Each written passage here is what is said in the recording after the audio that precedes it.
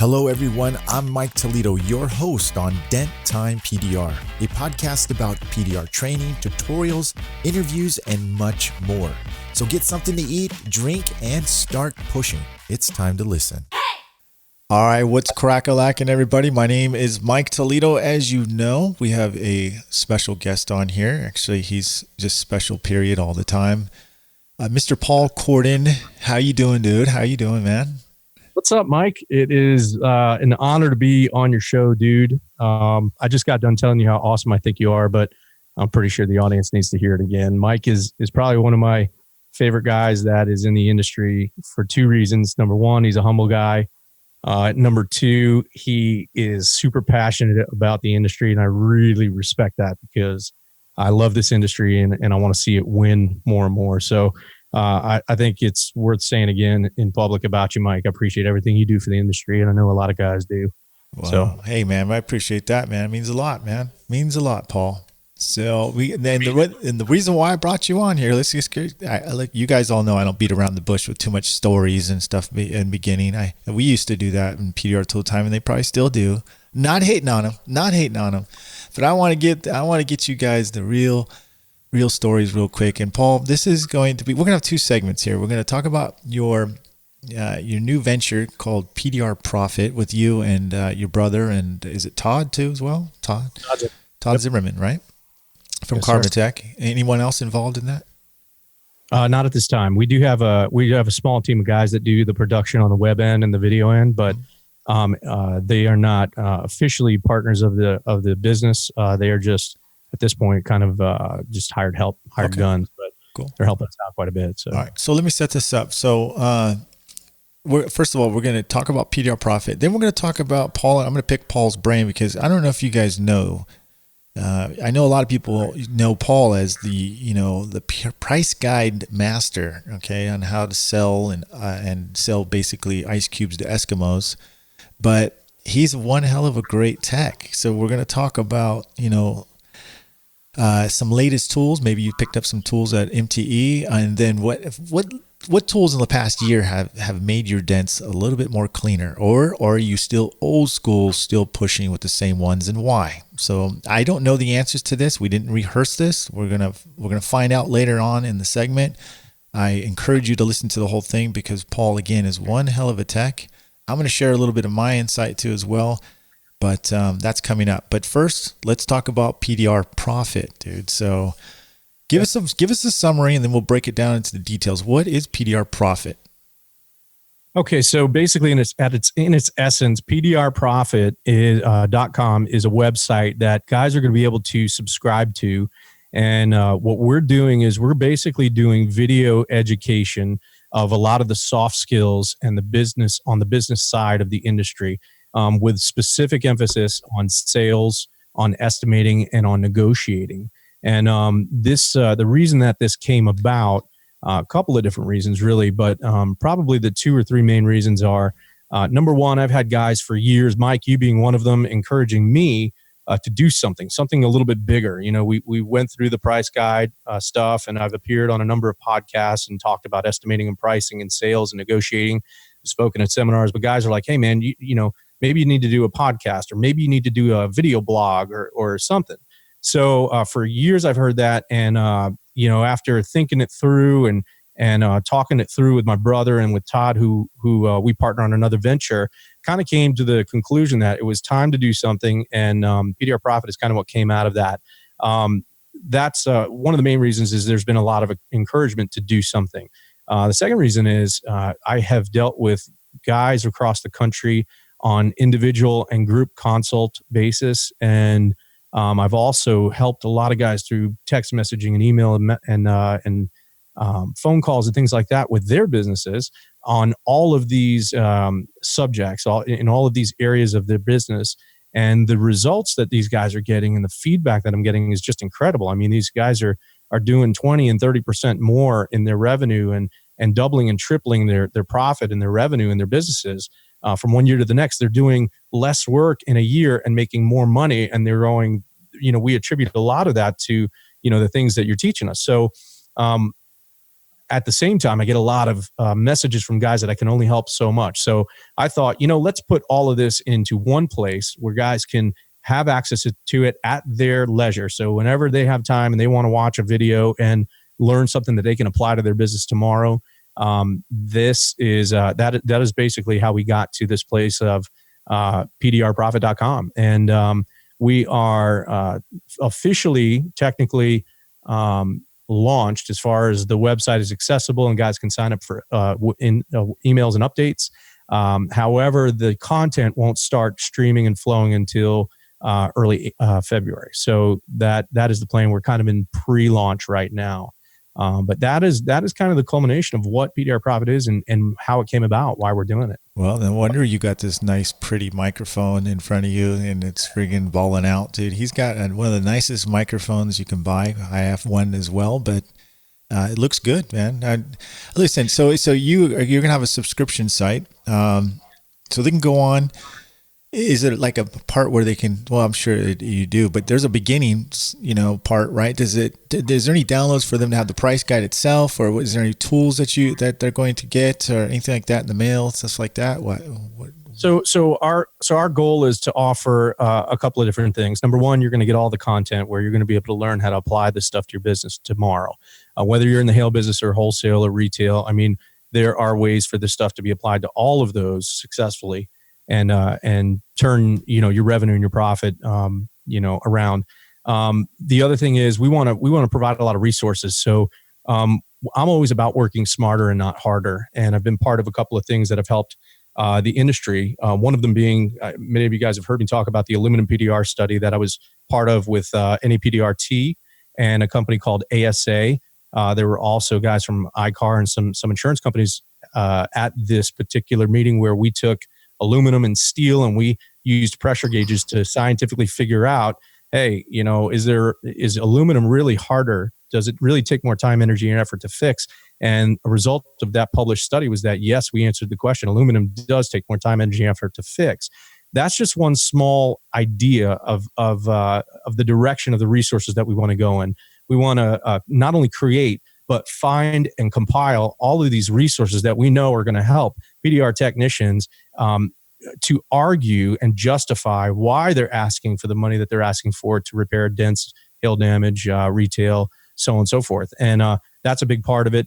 The other part is we have a really pretty cool network with some guys that are very high up in some of the other industries that we deal with on a regular basis, insurance and OEMs and things like that. And we want to kind of leverage those relationships that we have to do some interviews. And so that it's going to give guys insight and fuel for learning how to better handle those relationships, their relationships with the insurance companies, the adjusters, the collision world, the manufacturers, and the dealership world, things like that. So we're pretty excited about getting a lot of those guys on board and getting some of these really high level interviews and really picking their brain on stuff that we know, I believe, will help the PDR industry as it continues to move forward. Is it going to have like, because I'm just kind of brainstorming here too, or thinking about the consumer who's possibly going to sign up for your guys' tutorials.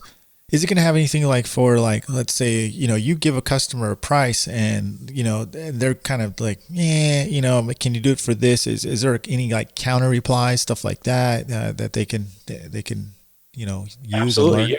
We want to help guys learn how to navigate the objections that they're going to come up against in their shop or maybe with an adjuster. We have successfully done this not only in our shop, but in other shops that we have been connected with. And we've even done it on the hail trail where we have negotiated with adjusters on getting things covered that haven't historically been covered and then justifying and reasoning with them why it is something that should be covered. So absolutely, we want to kind of start to systematically work through all those objections, which quite frankly, in a retail shop, Mike, this, customers will come up with some of the kind of the craziest objections, some of them that sometimes don't make sense, but we still have to have some sort of a professional response to that, you know? Yeah, I do. I have some of those like as well through text messaging, the justifying, when a customer counters, because we don't have, how can I say, Paul, I think some of the hardest things, and let me ask you this. I'm a tech that does a lot of business through text messaging. Okay. Is there anything that you guys will have, anything like that? Because that'd be pretty cool. I mean, I have some counter replies, and and they're pretty successful for the most part. But are you going to have anything like that too as well? Because I think that would be super interesting. Well, what I would envision is, I quite frankly, I haven't thought of the idea of kind of putting those into a auto text response. But I think that's a brilliant idea, to be honest with you. Well, I can work with you on that. I'll give you a head start on some of my stuff. So, I mean, but I think you're going to be the man. I think you're going to freaking polish it like crazy. So, yeah, man. I mean, that's really exciting to me because, quite honestly, I mean, what I like to do is I like to really put the thought behind the solution to the problem, right? So that when we apply that solution, it just obliterates the problem, and the problem is gone. It's no longer an issue. So that's probably where I do my best work, where I'm like, hey, listen, we need to figure out how we justify asking people to pay for drilling a hole in their car, right? That's one thing that we've talked about and laughed about in the past. And I think where my forte is coming up with real, reasonable ways to justify asking for that, that price. That's the key, though. That's the key, though. You know what I've learned from you is, and you've been consistent about it, is if you can't justify it, don't do it. I mean, don't even bring it up. I mean, it's the whole thing is reasonable justification, and you've taught that time and time again. And I've learned a lot from that, and I swear I believe in that, and that is a key ingredient for what you are preaching. Absolutely, yeah. I've said for a while that I believe that documentation equals justification, which also results in salvation. And what I mean by that is, when we go through, let's say, our estimating process, and we are documenting every bit of that damage down to every detail, and it's being written down, and pictures of the panel are being taken care of with marks, pictures are being taken of that panel with all the marks on it, and the magnetic ruler that's sitting there in the picture on the car, and then we bring the customer out to look at that. What we're doing is we're showing them why it costs what it costs to do it, because it's a lot more complex than just a ding in your door. It actually, sir, is a 5-inch dent that goes through a body line in a high-strength steel panel. And when you add all that up and you explain that to a customer, their objections already start to melt away, because they're going, wow, this is a lot more than I thought it was. And therefore, the price that you're giving me is justified, because now I see you've shown me through documentation, through the pictures, and through the marks on the car when I look at the car and things like that, that it's a lot more involved than just a ding in a door, right? So that's where documentation kind of leads to justification of the price. And then once we have all that documentation, and we can attach it to, let's say, an estimate through Mobile Tech RX or something like that, then we can always go back to it, and we can say, well, Mr. Customer, if there are any objections after the repair has been done or before they decide to schedule, we can go, well, listen, let's go back over what we talked about, and we can go back to those pictures, and we can go back to the marks and the measurements, and we don't have to try to remember what that dent was really like and why it was priced in that way. We have a documented trail to show us the way, and it's the same reason, Mike, why you and I will sit on Amazon and we'll scroll through all kinds of products that we want to look at, and we'll compare features, and we'll compare maybe sizes and colors and things like that, because people buy what they can see, and so our job is to show them why we're asking for the price that we're asking, and why we want them to buy that at that price. Let me bring up some things here. I think a lot of people are out of their comfort zone when they try to, or they want to justify that. Before you answer this question, number one, tell me how you can help them get out of their comfort zone. The other question is, I'm going to kind of give a few questions here. Are you focusing on the technician who actually, are you focusing on because a lot of us are mobile, so we don't have that leisure of a customer coming to our shop. I mean, I do, but but most of my competition does in San Diego, does not have a shop. A lot of people, half the people who do PDR don't have that luxury. How do you first get them out of their comfort zone, and two, get in front of that customer? Are you implying that they should go to the customer, give them an estimate, justify why they're charging what they're charging, or how do you get from A to B once they are contacted? So some part of the answer to that question, I believe, starts with mindset. Let me take a step back before I answer that specifically. Let me go back to kind of a more 30,000 foot view of where the industry is and what I believe the two biggest problems in our industry are. Number one, I would say probably, let me do this in order. Number one, in order of importance, is inconsistency. One of the biggest problems our industry has is inconsistency in every part of the business, not just the estimating, but also in sales and negotiating, in professionalism, in appearance, in how we interact with a customer. What is best practice when you're greeting a customer, and so on and so forth. The second biggest problem is mindset of the technician. A lot of technicians tell me, "Hey, I just can't get those prices in my market," and I would argue that you probably can. There are a lot of factors that go into that. So obviously that's something that we would probably explore one-on-one with that particular guy and go, "Hey, listen, how can we craft a solution that's going to help you?" But more specifically, to answer your question, I think a big part of getting from A to B is mindset of the technician, right? I agree. Personally, and this has been a journey for me, but I'm a lot closer to the right mindset on this than I have been in the past. I wouldn't say that I'm fully there. I don't know if you ever get fully there. It's a journey, but I used to not believe that PDR was more valuable than a conventional body shop repair. I used to not believe that, and I believe a lot of technicians still believe that way. Because we can do it so fast, and because we can do it mobily, therefore it does not equal as valuable as a conventional body shop repair, right? I agree. Yes. I just don't believe that anymore. And I would even venture to say, not only does PDR have more value than conventional repair, but I believe that in some cases, even poor PDR can have greater value when it's done to a vehicle than a conventional body shop repair. And I don't mean this in the vein of trying to demonize the body shops and what they do. I mean, we need them and they're there for a particular reason. But in situations where a dent can be repaired with PDR, I believe it's absolutely more valuable than what a conventional body shop can do. I agree. And I've been pushing a slogan around lately now on some of my Instagram posts. And I said, PDR is not always cheaper, but it's always better. So, and if we can translate that to customers and get out of the conditioned mind that, hey, we're 1/3 cheaper than a body shop, or better, they're cheaper than the body shop. I mean, that's not always the case. It's not always the case. I think you said it a long time ago, and I agree 100% with you. And my word is 100%. Is that why aren't we charging more than a body shop? The results are better. It's faster. It's cleaner. You keep your original finish. Everything. It's way more of a benefit. I mean, if you were going to go get heart surgery and you said, "Hey, we have this new heart and it's better. It's faster. We can get it faster, but we're going to charge you cheaper." I mean, that's not going to happen, man. You know what I mean? So why do we feel backwards? We think backwards.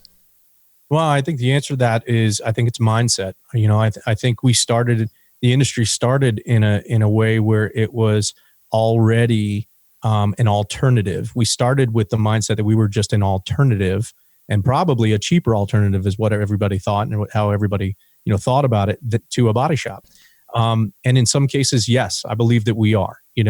When the damage is small and simple and things like that, we do end up being cheaper. That doesn't necessarily mean that we're less valuable, right?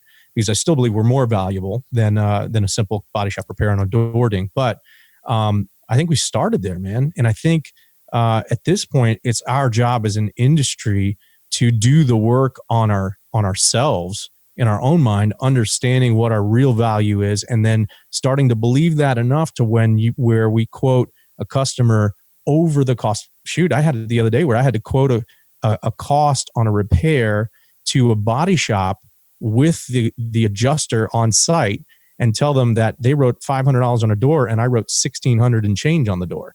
And then we had to kind of negotiate. And that's always kind of scary when they're like, well, we put 500 on it. And I'm kind of like, well, listen, my street price on this is $1,600. And they're like, well, we're not even close, but I'll tell you this, negotiations don't start until you hear a no. That's when negotiation starts, Yeah. So at least we know where we stand at that point. But we ended up coming to an agreement, and I think we ended up helping them out on this one at like $750. But the big win for me there is that the street price should have been $1,600 in a retail scenario. This was a body shop that really needed the help into PDR this car. And remember, we had the adjuster at $500. And by setting that super high anchor price, it forced the adjuster to go to her max. And her max on that particular repair was $750, according to her. Now, I'm sure that somebody who's a genius at using CCC1 could have probably boosted it up even higher. But that's where we were. So to me, there was more value in that whole transaction than just the number, right? We taught the adjuster, we taught the adjuster something, and then we taught the body shop something. And we started to establish in their mind what the actual street price of that repair should be versus what they thought it would be. I want to come back on that though, because I've got a question for that too as well. I mean, more of a suggestion and a wishful suggestion for your site. So actually, I'll just say it now, but so I won't forget. We'll still need to go touch base on the mobile tech, okay, as far as like how to get that estimate. Will you or could you record an actual negotiation, like a live? Like it doesn't have to. I don't have to see it. I just want to hear it. I want to hear it between you and an estimator. Maybe you got them on a phone, speakerphone. You have that situation. I think that would be a fantastic learning tool, and just to hear someone like you or Tim or do the negotiation, because I think it has to lead with example and knowing that you actually do it. Not saying you can't. I know you. Okay, you've already changed the industry, but it would be so interesting to see that or hear that. Yeah. No, absolutely. I love that idea, and you and I have actually spoken about this before in the past, and I've thought quite a bit about it, and I actually think that there would be humongous value in being able to do that. And those are some of the ideas that we would really like to incorporate in some of this training. Because it's one thing to hear about how to do it. It's one thing to have the steps written out for you on how you do that. But it's another thing to maybe watch somebody in action and hear what their mannerisms are and kind of hear maybe some of the keywords or the buzzwords that they use. And I'll tell you this, there are a lot of them. I mean, we've talked about how, the collision repair industry has its own language. And quite frankly, from insurance company to insurance company, you have different buzzwords and keywords that they use to describe certain things. And a great example of that would be in a hail scenario, we might try to charge a markup on a truck roof, and we might call it an XL panel, right? An oversized panel. Well, one insurance company will never pay for an XL panel markup. But if you call it a tall vehicle, they might pay you that markup for that particular vehicle. Same percentage number, but it's just called by a different name. Different terminology. It's almost like having to learn the language of each insurance company and adjuster so that when you write your estimate, you're speaking the correct language so that they don't have pushback on that markup or that charge. Make sense? Yeah. So, I like it, man. You hyping me up, man. So yeah, dude. This is a lot of that stuff. I mean, and then you look at the aspect of the psychology of sales. And I know it sounds really high and lofty, but at the end of the day, we're dealing with people, right? And people, the reality is we are creatures of habit, right? We tend to think in the same patterns, and we tend to talk in the same patterns and listen in the same patterns. And there are just some things about the psychology of selling and negotiating that can be applied to your business tomorrow and will probably end up making you more money right from day one. And that's the kind of stuff that I would say when I say I want to work smarter and not harder. I want to make more money and do less work. It has to incorporate a little bit of each of these elements and building a complete package in the way that you run your retail business or your wholesale business or your hail business in order to get to those levels and those numbers. You know what I mean? Yeah, it really does put a whole new motivation and what you, as a tech, what your objective is. Obviously you're here to make money, but you will do so much better of a job. Daniel Grant, we were having a conversation early before you even came on. I told him you're coming on, and Daniel couldn't stop talking about how much more money he's making, and he's doing a better job at a slower pace because he's taking his time. He's doing a way much better job. Everyone's happy. And he actually said he's actually getting faster too. At that, so you're doing these bigger jobs. So, oh yeah. Well, and that's really what it comes down to. And that's a lot of the feedback that I've gotten is, listen, when you get these things tweaked, when you get your business tweaked in this way, and you learn some of these things and you apply them to your business in a consistent way, right? Consistency is probably the number one problem. When you consistently estimate, and you consistently negotiate, and you consistently use the right language to sell, what you find out is that you actually end up doing less work. Less work, making more money in less time. And it almost starts to feel unfair. You start to feel a little guilty about it until you get used to the fact that this is not just a flash in the pan solution. This is actually something that, if you are consistent in your business, you can actually run your business for years and years and years in the same way, if not even become more efficient and make even more money in less time. And I don't look at it as a lot of guys go, well, don't you feel bad because you're gouging the customer or anything like that? No, here's how I look at it. The market is constantly giving us feedback. You know this. Your customers are constantly giving you feedback. And your business at the end of the year, when you look at all the numbers, you go, well, do my customers believe in what I'm doing enough to pay me the prices I'm asking, or don't they? Right. And I can tell you that for me, I have proven now for a number of years that my customers like my prices. My customers love the service that they get from me. And what they, not only do they love it, but they will happily write me a review, and they will recommend me to people, and they will come away from that experience going, it was reasonably priced, and the service was excellent, and the quality of work was incredible. Yeah. You know what I mean? Yeah. So that is a win-win-win. When the money is right from the beginning, you're able to get paid well for what you're doing and give the customer as good, if not better, of a product than they were expecting in the end. And that's kind of what it comes down to. I mean, everybody wins, Well, like I said, I'm getting pretty pumped up already. My head's spinning as you're talking, because I can relate to a lot of stuff that you're saying, and I'm one of your products, and I've been testing it and doing it, especially at the shop. I mean, it's probably 90% close rate when they come to the shop. I mean, I don't remember a customer coming in and going, "Oh, thanks, that's too much." Not very often. The other thing is, let's get back to the thing, and you might not have an answer to this, but how do mobile techs handle, or how do they implement your price guide system when they haven't talked to the customer or seen the customer yet, and are they obligated? Do you think they should still give a price? Do you think they should go to the house and or their home and work and give the estimate? How do you do it? If you're mobile, Paul, how are you going to run your company? So I obviously I prefer, if I'm going to write an accurate estimate, I always prefer that to be in person, right? But I know that as a mobile technician, which I was for 10 years, I ran a route and did mobile retail as well. As a mobile technician, you're highly inefficient if all you do is run around all day looking at people's cars and writing estimates, right? You really need to make those into closed deals that pay you money when you're done. So I do like the use of technology like text messaging or video chat, that kind of thing.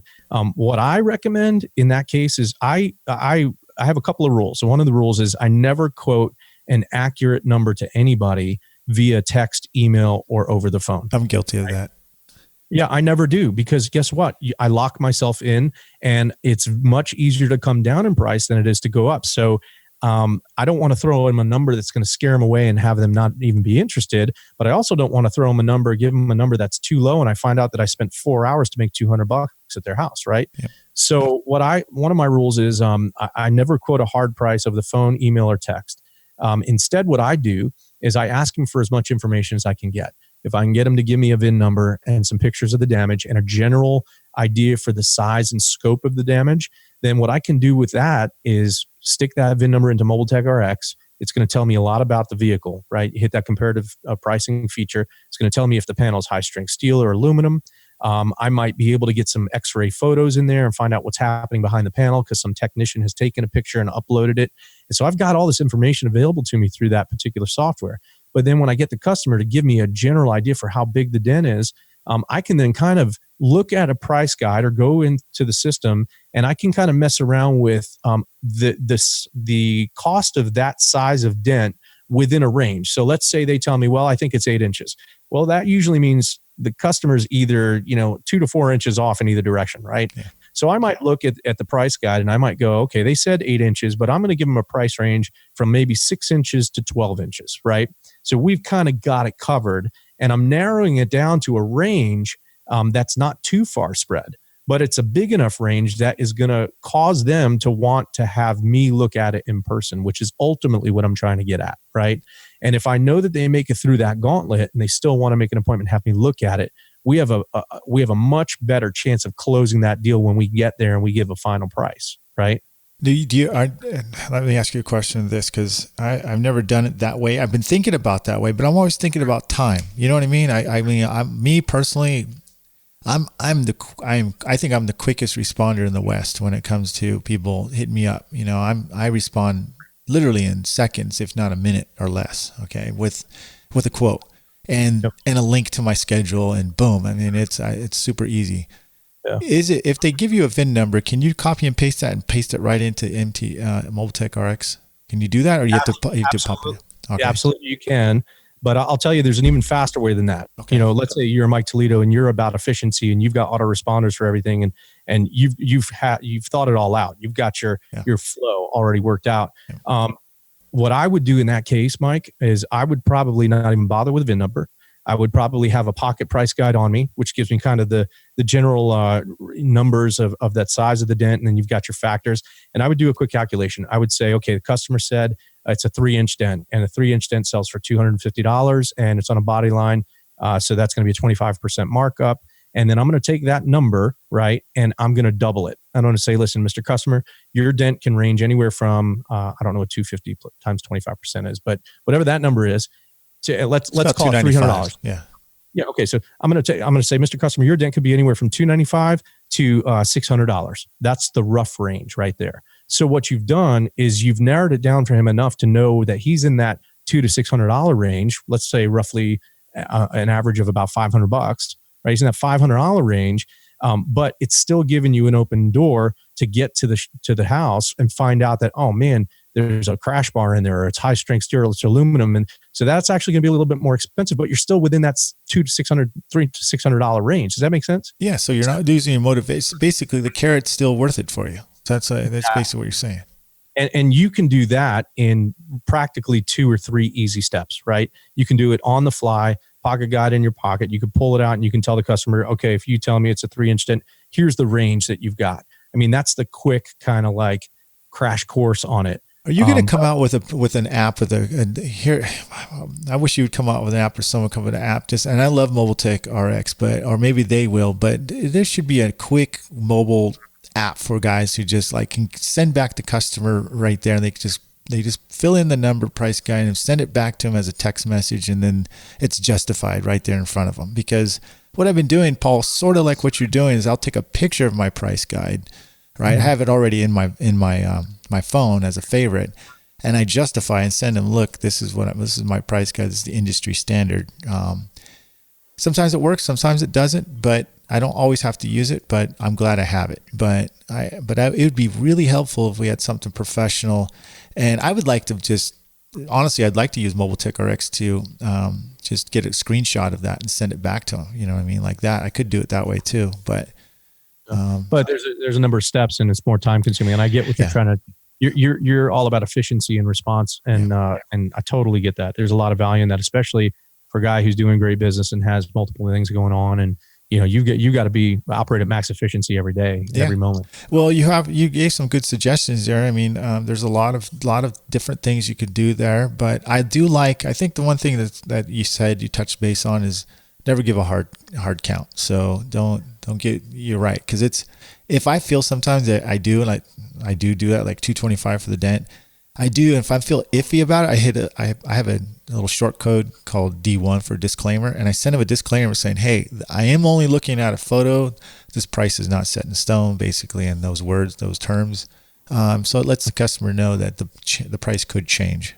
So yeah, yeah, absolutely. I mean, the idea behind it is you always want to kind of leave the door open for that little bit of swing. I mean, because you and I both know, anybody who's been in the business long enough to know, one of the worst feelings is when you've already shot yourself in the foot and that number is already out on the table and they've said yes to it. And then you get into the situation, you're like, holy cow, this thing is going to take me 3 times longer than I thought it would.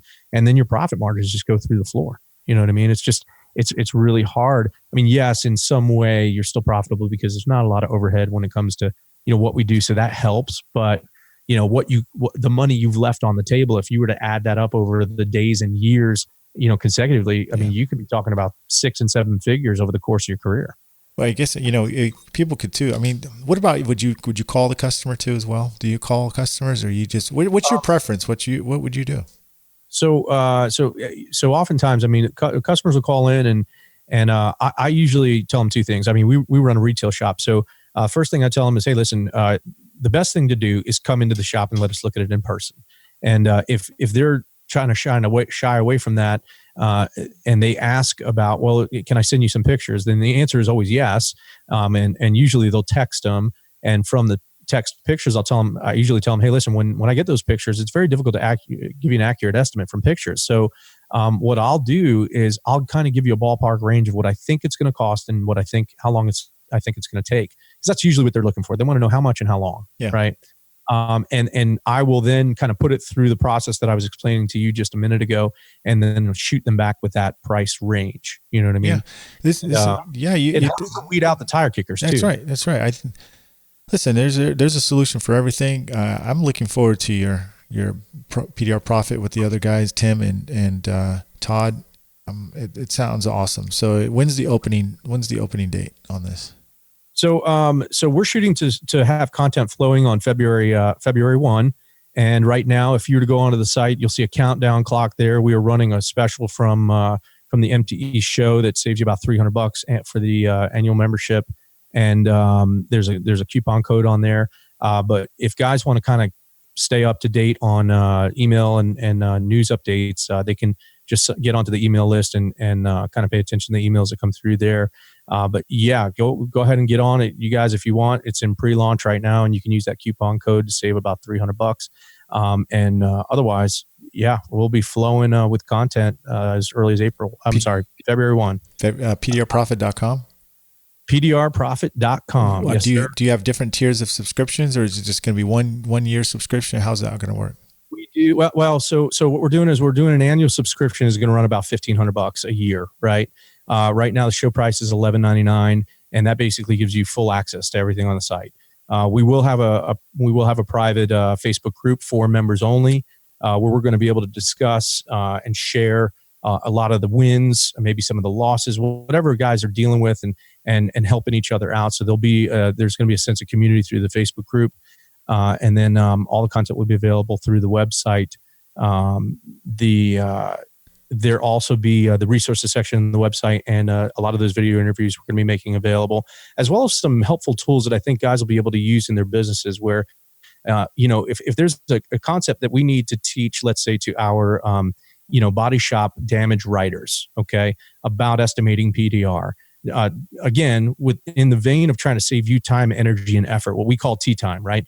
TEE, time, energy, and effort. In the vein of saving techs time, energy, and effort and making them more efficient so that they can make more money in less time, we want to do as much training of the possible sources for that work as we can. I want my service lanes and my damage writers and body shops to understand how the pricing works, how they can even sell it if they have to estimate it on their own, so that I don't have to run over to the body shop, do an estimate, wait for them to call the customer. If the customer doesn't answer, come back later on that day, which is a second trip, to then fix the damage, right? I'm just cutting down on all of my profit margin when I spend that much time to get one job. Does that make sense? Absolutely. So, that's amazing. We want to be not only training the industry on how to do their job better, but also training the industries that we have to deal with on a regular basis on how to interact with us in a smarter, more efficient, more profitable way, both for us and for them.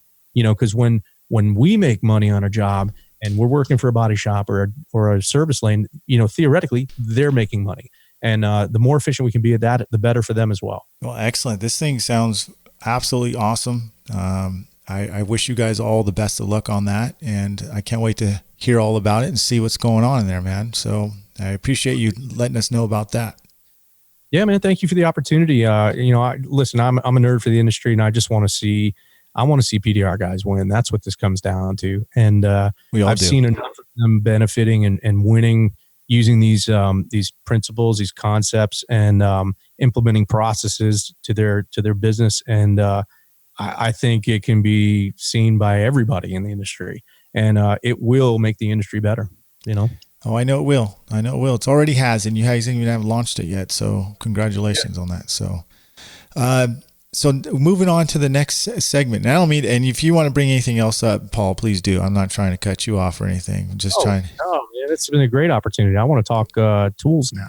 Let's talk tools and dents, man. So, listen, for you new guys who listen, I found you on, I think I found you on Facebook or YouTube. I don't remember what you put out there, but I was like, dude, I gotta talk to this guy. This is before I even knew what I was doing in podcasting. I was just interviewing people, and you happen to be one of them.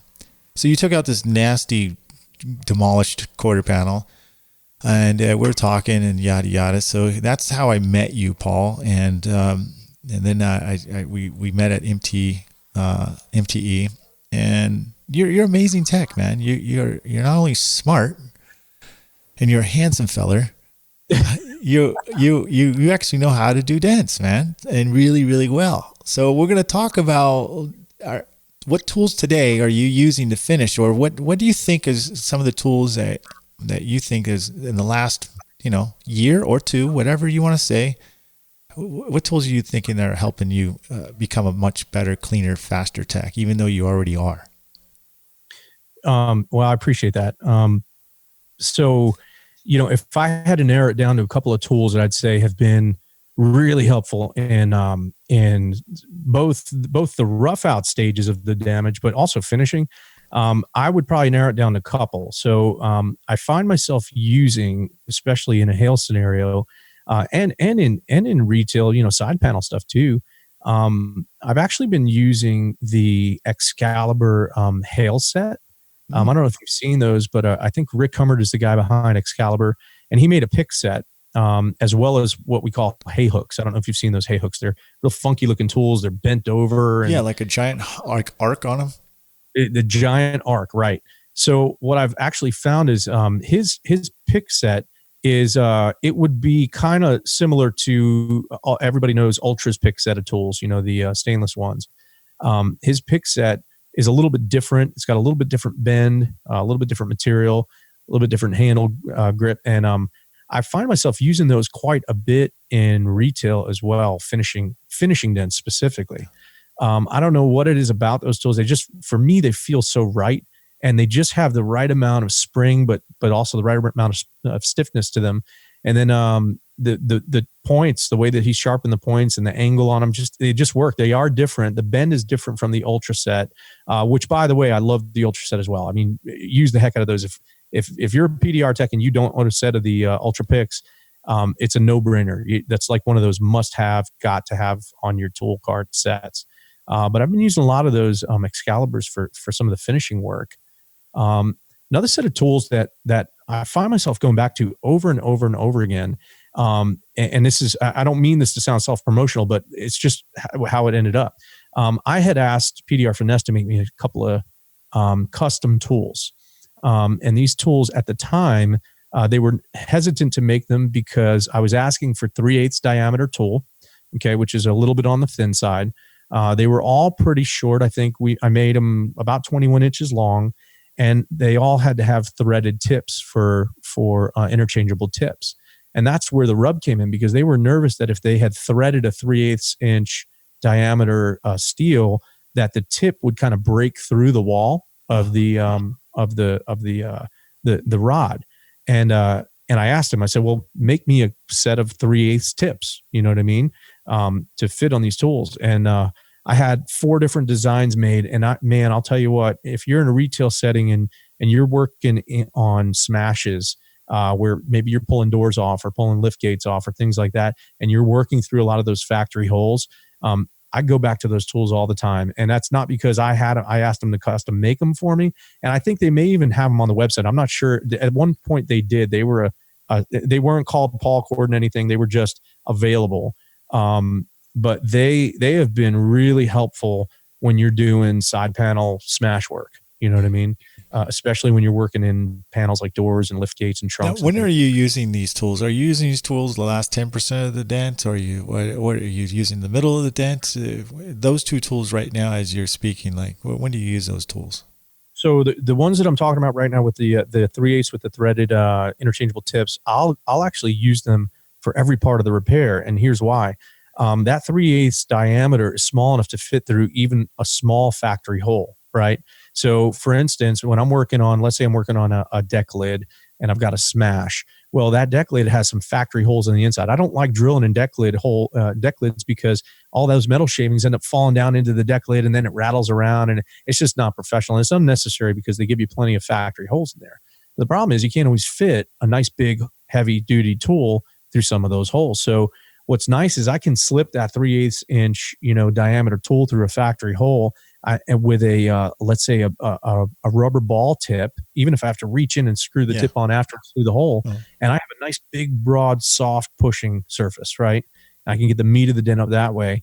And then when I get down to the fine tuning, I can put a red cherry tip R4 on there. And then if I need to, I can go to a sharp pencil tip onto that same tool through that same hole. And I can basically work the entire dent with that right amount of leverage, gets you nice and close up on the panel because of the length, but then the interchangeable tips allows you to do a lot with it. It's real versatile. Yeah, matter of fact, I think that you're speaking of it. I think Ultra, like not too long ago, came out with their own 3/8 sets now. So the 3/8 rod, they got a 90-degree angle and then they kind of like a 45-degree angle set. So, and it comes in all sets. So I think, and I've used them and they work great, Paul. You're right. And they even have tip sets that go screw-on tips that fit that flush. So pretty cool. Yep.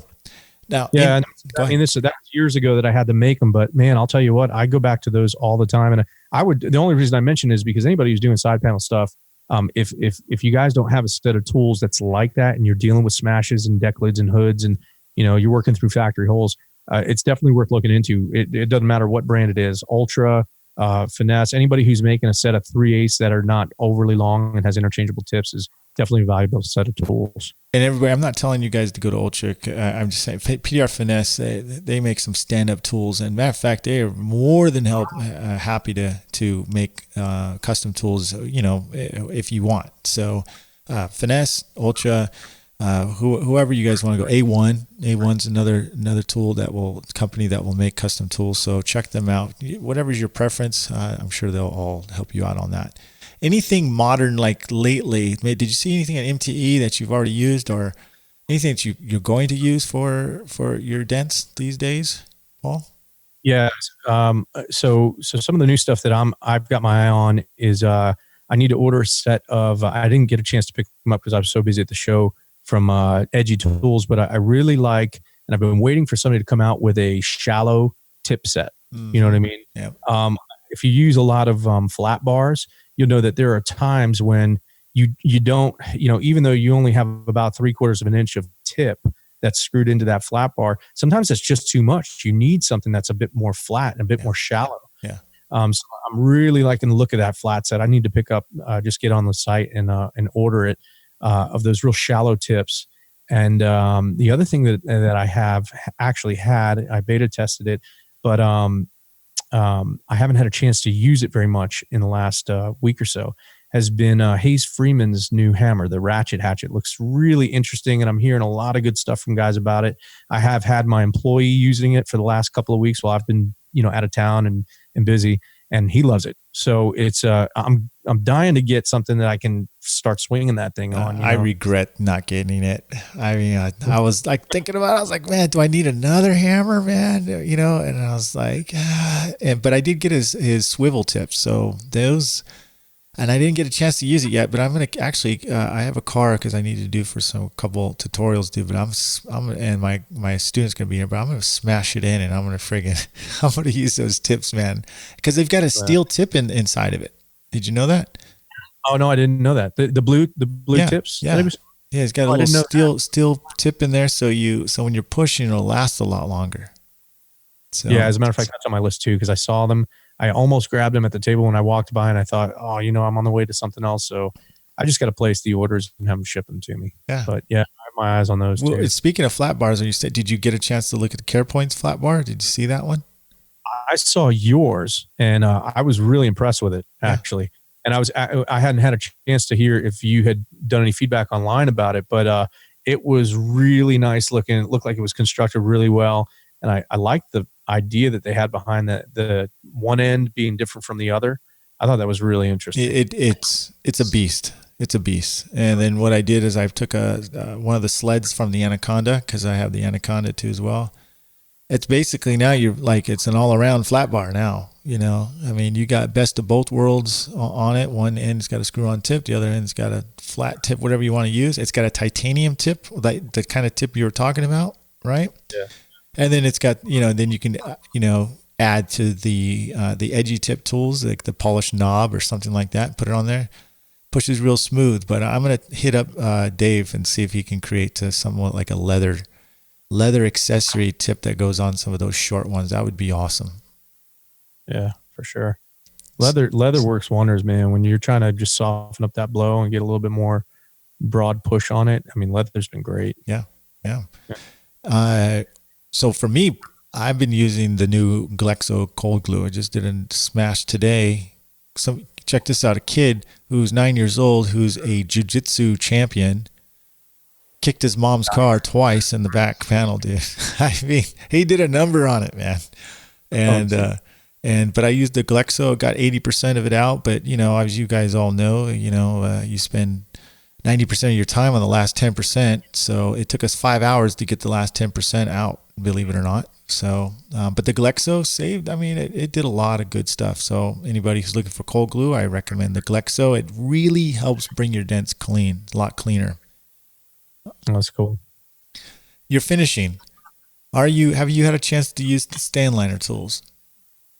I don't own any stand liner tools. And the only reason that I don't is because I promised myself I wouldn't buy tools that I didn't understand how to use from day one. And it's not that I have any problem with the stand liner tools. I actually am very, very interested in getting them, but I don't want to buy them and have them just kind of like, this is a great analogy, Mike. And I'm going to bring it back for a second to the price guide, right? So it's one thing for somebody to give you a price guide and say, start using it, and you use it and maybe you make some more money and it seems like a magic wand, right? Yeah. But another thing to get a new tool and then also learn how to use it effectively in every situation so that it really starts to make a huge difference in the way that you fix dents all the time or the way that you price dents all the time, right? So the same thing applies. I mean, I've been nervous about buying those tools without having the knowledge and understanding of how to use them and how to apply them. So what I need to do is spend some time watching some of the videos and understanding how those tools are used so that when I buy them, they don't just sit on my shelf or on my tool cart for weeks before I decide to watch a video and figure out how to use them. Well, I'll send you the videos that I created for that, dude. My best bet for you, because since you're more of a hail tech now, is definitely get the rounded snake and the sharp snake. Okay, and then the crane tool. Gosh, dang, that thing's awesome, dude. So for your big dent, if you're still doing your route stuff and your retail work, definitely whale tail and the pirate hook, just awesome tools. I used them today at the on that big dent, and it just really helps keep your dents much cleaner and gives you those broad pushes like you're looking for, and and reduces the zipper effects. So it's really good stitching. Yeah, I'm really interested in them. I just haven't pulled the trigger because I didn't want to buy tools that ended up sitting on the tool cart until I had the time to go watch some videos and learn how to use them. So it makes sense, man. Yeah, I mean, it really makes sense. Me, I will buy them and then try to understand it. So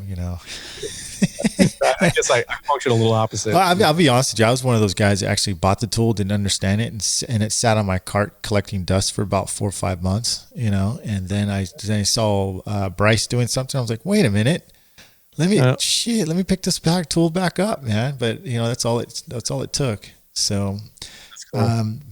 what did you think about the VIPs? Do you own any of the VIP 3.0s or the 2.0s or any of that? I don't have the 3.0s yet. That's another item that I've been looking at, especially with that. I think is it Dave Streen or is it VIP that made that little flat head, that new tip for folded edges? Yes. I think that really like a half dome, kind of like it's like a rectangular half dome or something. Yeah, like a middle dome, basically. Yeah. No, I really want to. I need to get. That's another thing that's on my list. And the other thing that looked really interesting was that Edgy Knockdown. That I guess the no roll. Yeah. Honestly, it works. It works good. It works good. So I was very impressed because I was like, all right, Dave's freaking he's lost it on this one, dude. You know what I mean? So, but I picked it up. And I was like, wow, this is pretty heavy. And then I started using it, and it's got a lot of uses because it's got a polished tips on each side, and then he's got these little caps you can use as a sharp tap down if you wanted to, or a blunt tap down, or a soft tap down.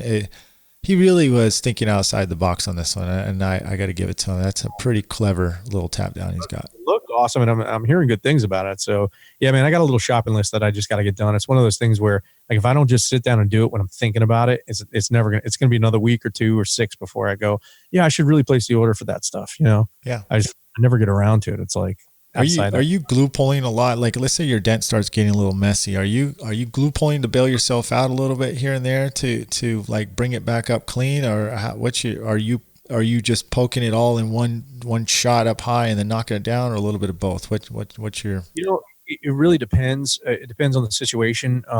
One of the things that I use when I need to move a lot of metal, sometimes I'll use. I don't know if you remember, but Kiko made a blending tip for their hammer a while back. As a polished rectangular tip. Yeah, I got that. It was about 2 inches by 1 inch or so. Mm-hmm. So there's a lot of real estate on that. But I threw a piece of pretty thick leather on that and glued it to the surface. And so when I have a situation where I need to move a lot of metal really fast, I can use a tip like that and just move massive amounts of metal and then work it down to a smaller tip. But yeah, I mean, every situation, Mike, is so different. I use glue quite a bit. I mean, glue is just one of the most helpful tools in the last probably 10, 15 years that we've seen come along. You can do so much with it, even with deep dents. I know a lot of guys may not understand the concepts behind it, but between blending and tapping and opening a dent up and then glue pulling it, you can get some of the sharpest, nastiest stuff out with glue only if you just understand the concept of manipulating that metal and opening it up so that glue can do the work. You're right. Pressure releasing. It's all about that pressure releasing, so you can get the maximized pull and then the tapping down. So I agree 100%. And the reason why I was asking you, because sometimes I get like if I'm accidentally chewing up the metal panel, all right. I will actually take a glue tab on there, like a crease tab, and just yank the smack out of it. And what it does is it brings all those little micro lows and highs up to one nice clean high, and then I'll tap it down, and it kind of resets it. So it takes all the texture out, unwanted texture, and it gives you kind of another chance to just lay it down flat and more cleaner. So that's one way I do it. When it gets that's south. Absolutely.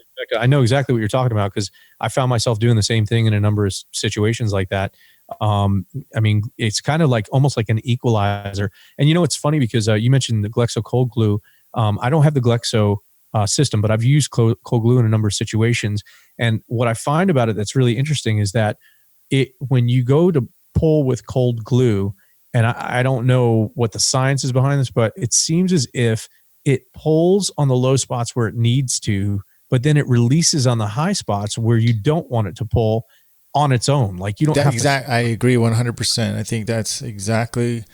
I say that a lot in all my videos, man. I agree, Paul. I agree. And you're probably the first one that's actually said that without me like bringing it up. So yeah. It's kind of an amazing phenomenon because you're like, wait a minute. It seems like it's working in both ways to your advantage.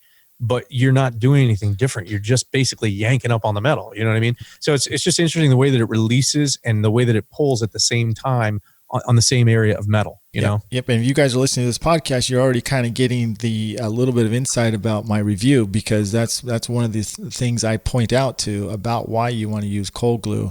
And Paul, what I've been doing, my comparison, since we're on that subject, is the original Cola Fria from Brazil, that glue. Okay. That's the one you're probably mainly talking about. I'm sure that's the one you're mentioning, because I've tried other ones. They don't quite pull as well as that one until Glexo came along. I feel now that Glexo, it's on the verge. It pulls so hard, it's on the verge of pulling like hot glue. You know, it's that strong. But you know what? What raises the question with me is: is this just the start of cold glue? Is there going to be more formulas that can pull harder, sticky, just like hot glue? So that's the question. That's the debate, or maybe that's just something that we're gonna have to wait and see. Because I think that they can get the formula down to where, shoot, you guys could pull, normal hail dents on rails. You know what I mean? I don't know, but it's getting super strong. Yep. Well, there's no doubt. I mean, I can tell you with cold glue, you can already pull small stuff. I mean, if you have smooth tabs and I remember I had two Civics come in with similar palm damage all along the rails, where I think it was the film company, they had laid film on the roof, and like a matte finish film or something, and they left palm prints all on the rails. And I think I did $2,600 worth of work on these two cars rails with cold glue only. I think I used one hot glue tab the entire repair. Wow. And these are softer damage, you know what I mean? But that cold glue just, man, it did the job. And I think I used one hot glue tab out of those two, 4 rails that I worked on. Yeah, if you guys are in the dark a little bit and you're not getting the cold glue, it honestly, you're thinking like how we all thought back in the day when hot glue came out. You were waiting to see, you're just debating, but you got to get it. So, and that review and that comparison is coming out later on. But anyways, I want to wrap things up, Paul. I just wanted to say thanks again for coming on. You're full of knowledge. You drop a bunch of knowledge bombs, and I really can't wait till your Pdr Profit comes out with you and the fellas. And I wish you the best of luck on that, man. Thank you, Mike. I appreciate the opportunity to talk about it. And if anybody has any questions, they can email me at info@pdrprofit.com, or just sign up for the news and updates if they're interested in hearing more about it. Or just sign up for the service, man, and see if it'll change your business. I believe that it will, but you just got to see it for yourself. Awesome. I believe in it, and I know they will too. So again, thanks a lot, Paul. I really appreciate you coming on, man. It's been a pleasure. It's a great podcast. Thanks, Mike.